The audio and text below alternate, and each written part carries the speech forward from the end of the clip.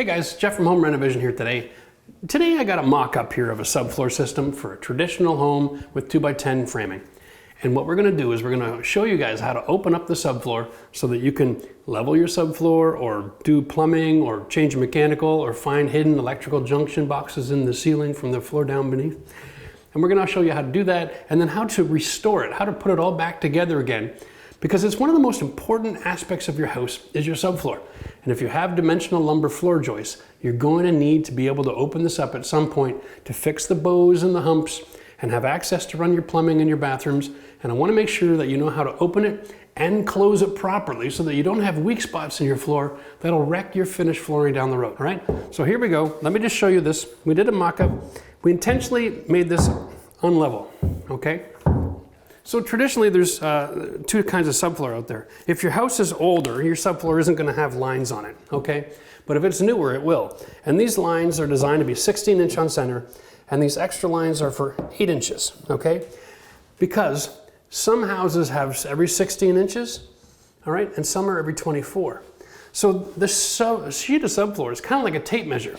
The first line is the 16 inch, and the same gap, okay? So this is your typical 16 inch flooring. All right, watch this. If you look at your subfloor and your nails are on this line here, and then here, and then here, you know you have a 24-inch floor joist space, because that's what they represent. So this is every 24 inches, all right? Typically, the floor joists run in the same direction as these lines because the subfloor, which is a 4x8 foot sheet, should be contrary to the direction of the floor joist. So when you're looking at your floor after you pull up your carpet, let's say, you'll see all your sheets are in one way, they're staggering the joints, and you can pretty be comfortable that the floor joists are running the same direction as the lines or contrary to the length of the sheet. So, the length of the sheet is like this, you can expect your floor joist package to be like this. Now, unfortunately, I don't have enough space in my bedroom here to be able to set the whole floor up for you like that, so I cheated and I put the floor joist the other direction just for the purpose of showing you how to open and close. Don't be confused by the demonstration. Your floor joists usually run perpendicular to the length of the subfloor panel. All right? When you're going to go cut your subfloor, if your house is older, it's going to be nailed down. If you see nails, you know there isn't any glue underneath there. It was very uncommon for anybody to use any kind of glue or adhesive or anything with the nail package as well, okay?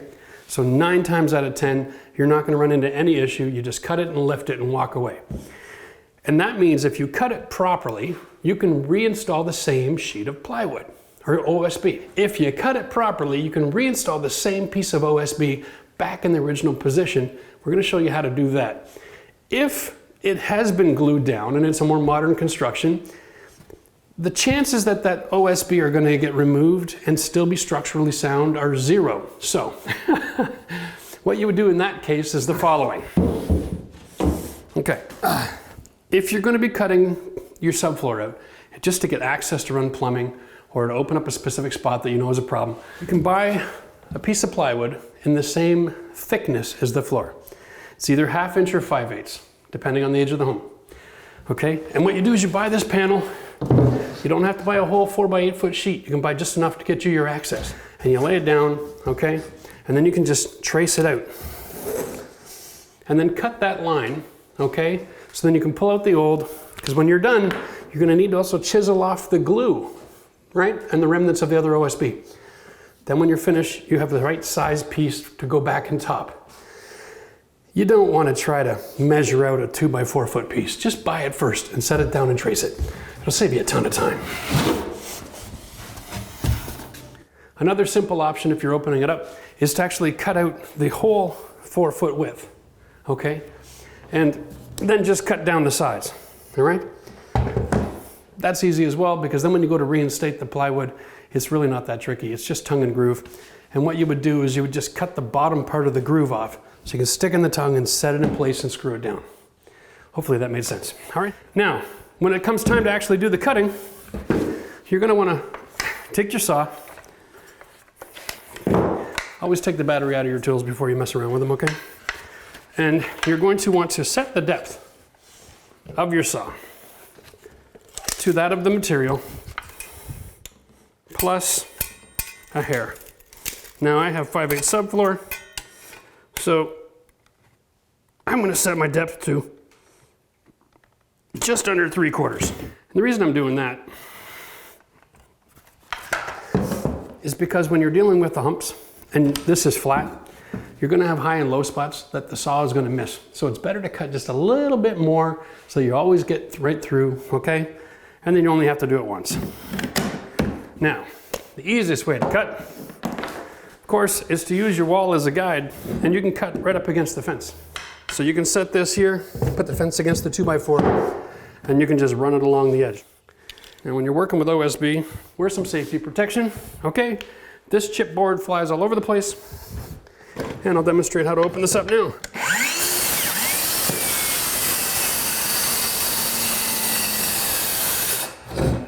Okay, nice and easy.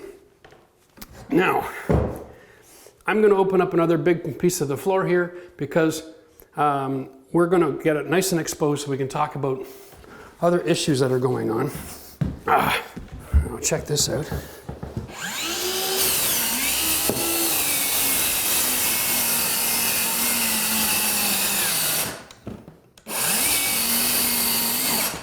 Now when you're cutting, take a look here, we got a nail line, okay? You don't want to cut through the nails. So come up a little bit shy of that and put your edge of your table on that, on your nail line.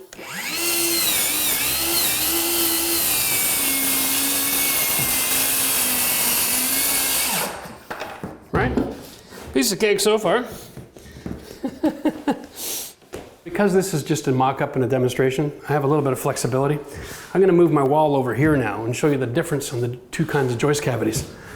All right, let's do this real quick.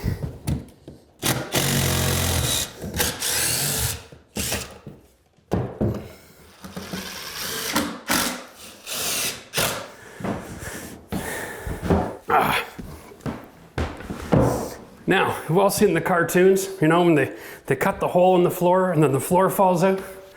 It doesn't happen in real life because in the cartoons they don't have floor joists, right? So it's okay to sit in the middle of the product that you're cutting as long as you're wise enough to be putting your weight in between two floor joists.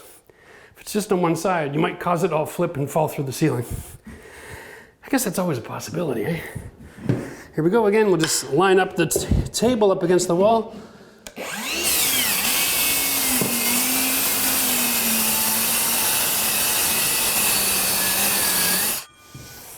Okay.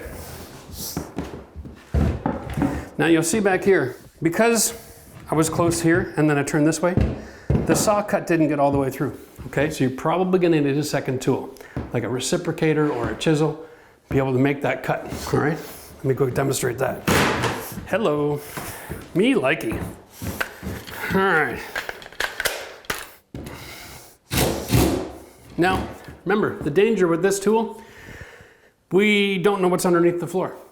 Okay, so you can't just shove this thing all the way in and then start cutting, all right? So you want to use just the tip, okay? So reach out, line it up.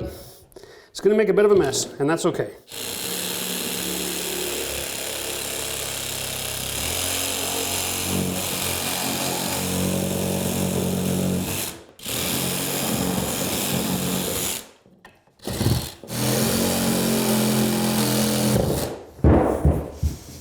Everything's disengaged. Almost, I think. Stopped short of it over here, didn't I? There we go. Okay. We have some movement here now, obviously, but it's still all nailed down the middle. So you can see that floor joist has obviously got a bad bow in it because of how much this sank. And now we got to try to get all this out of here. Now we got options. If you're planning on using the OSB again, you don't want to just start hacking away at this to get this underneath, okay? If you have a second hammer, you could use that as a pry bar. The other option,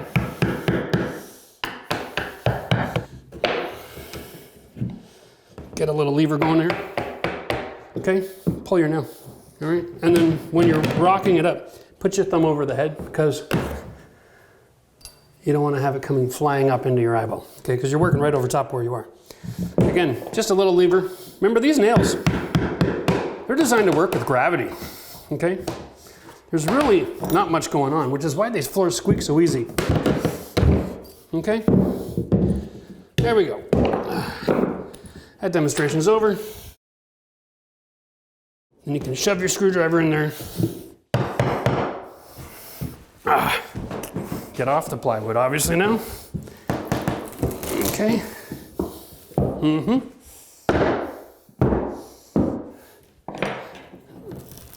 Okay.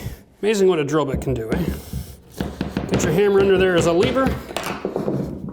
Okay. And you can start working your way around the hole.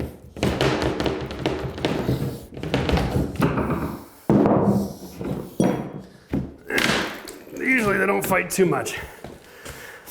Now, in the real world, I'd be standing on the ceiling drywall. Don't do that. You go right through, okay? All right, now let's move this to the side. We'll talk about our subfloor. Okay. So here we are. Now we've got our hole. Last thing you want to do is just make sure your corners are clean. Nothing's obstructed. Like this corner here is dirty. I don't want to try to put a new piece of plywood in here later, so clean up all the junk. Make sure there's no nail heads or screw heads sticking in the wood. Okay, then you got a nice clean hole. Now you can do whatever you want to do. Now, you can see the problem here. If I just put the subfloor back right now, all right, and honestly, big mistake would be to install it with the same fasteners in the same location. Clean all this out.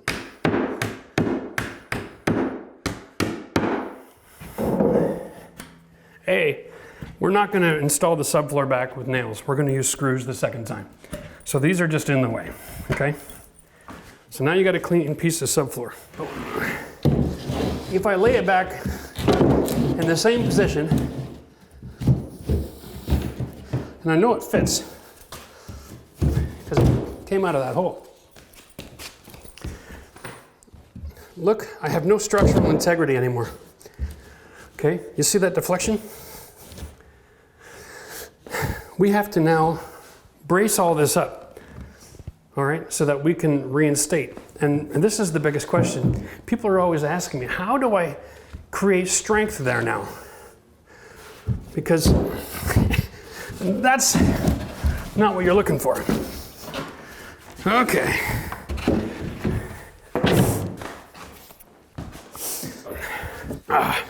If you're working, there's a few things that we need. One, we don't need blocking from here to here, okay? The OSB is designed to transfer load 16-inch on center, so you're fine. But what you do need is where this overhangs, this area here. You need something to support that corner and that corner, all right? And then you need something every 16 inches from here down this way. And the only way to add blocking support here is to go from frame to frame. Now just a note, when you're working in this area, feel free to put a block across, all right? Be a little safer. But watch this. I've seen this done 1,000 times. Guys will put a 2x4 like this, and they'll just screw it to the subfloor, all right? I'm telling you right now, that's not a good plan. There's not enough transfer of that load from using screws, okay, to do that seam. And that's gonna be a weak spot in the floor forever. You've got to get underneath, right to the other side, measure and cut here, and install this board here every 16 inches. And we're gonna show you how to do that right now. All right, well now it's time to close, but before we close up, I'm gonna just suggest that you like this video if you're learning things and subscribe to the channel. You might notice we've been drilling some holes and other things and laminating some boards, and we've been doing a whole 4 or 5 part series on what to do once you've opened your floor, the repairs you can make, how to run your plumbing, run your electrical. All of this stuff is in the next few videos, so make sure you hit the bell for notifications and stay with us through this whole program. We're going to teach you everything you need to know about opening your floor and what to do once you're in there. Now, one thing you've got to do before you close up, grab a broom, all right, and a vacuum. Sweep out the cavities, get all the debris out once you're done making your mess, because the last thing you want to do is have it set up so one day down the road, some other poor sucker opens up the ceiling and has all of your crap landing on their face, right? Let's just be kind to each other, all right? So, good little sweep, goes a long way. Doesn't hurt. to make sure that all the cavities are nicely cleaned out. Now that we're ready to close up, let's just go through the structural elements here. OSB that travels from 16-inch to 16-inch is strong. It's just as strong as anywhere else on the floor, so don't even concern. You don't have to block up every part where you cut out. You only have to block up where you have the corners, and then every 16 inches after that, all right? So before we block, we make sure we put screws everywhere where our joist cavity is going to be attached, and if you see a nail sticking out, hammer it down. This will make it easier down the road to connect the dots and know where your screw joist line is. Next, we're going to take our tape measure, go underneath the subfloor until we hit a floor joist and take the measurement. It's 14 1/4. Okay, now this is my 14 1/4, and it just barely makes it.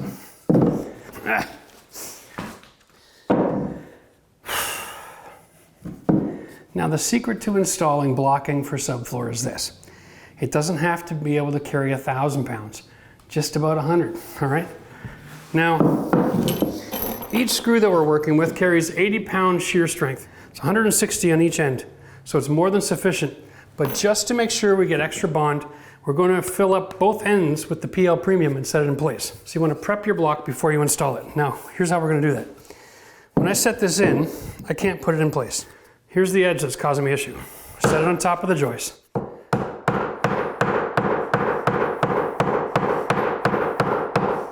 And bevel your edge. Okay? That's all it takes. Now, I can set it in there with my hands. Don't even need a hammer, okay?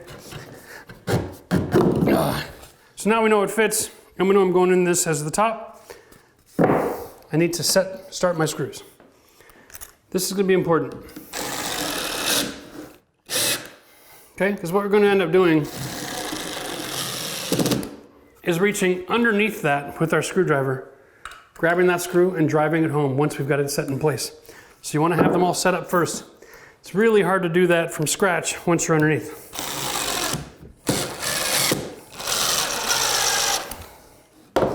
Now we've got the block ready to roll. We're going to do two other things here. We're going to set up screw there and a screw here, and I'll show you the process. So now we're going to glue up the end, nice and healthy bead, okay? We're going to reach underneath,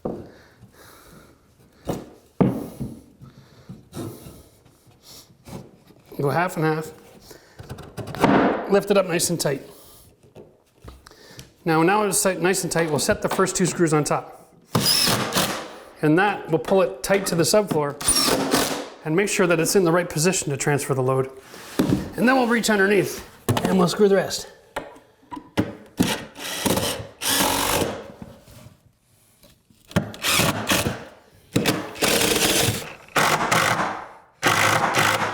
Now depending on the speed you're working, if you have glue squeezing out, you know, feel free to wipe that down.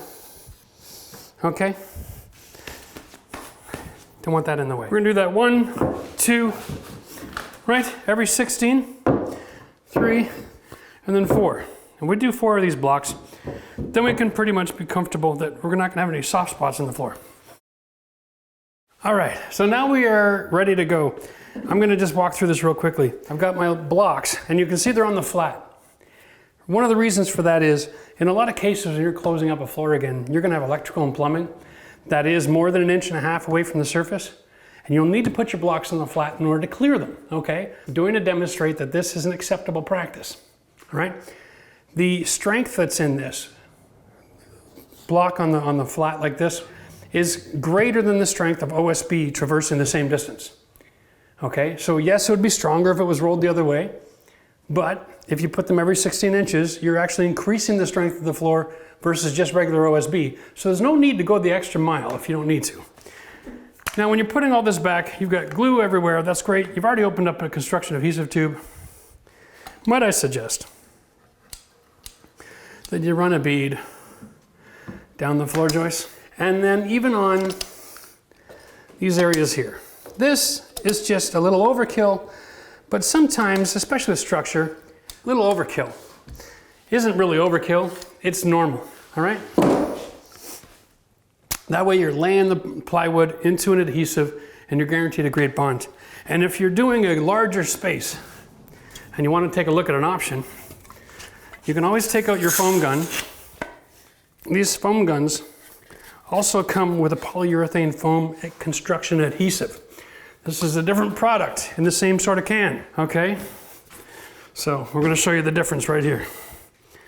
Here's the old stuff.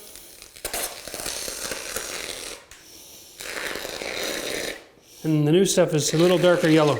The same way we apply window and door foam, you can use subfloor adhesive. See how it expands? Okay. Nice and simple. One of these cans will do most of the 500 or 600 square feet of flooring. It's super quick.